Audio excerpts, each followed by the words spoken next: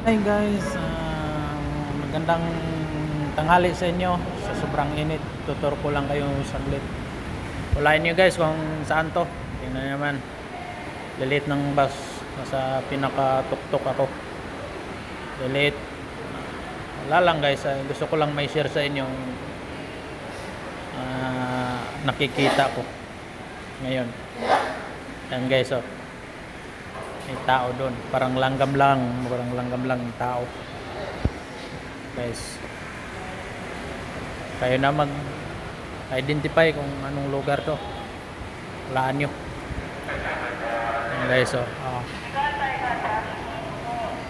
Guys.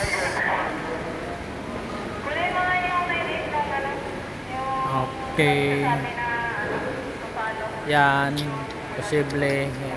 Hindi nyo alam yan. Ayan guys.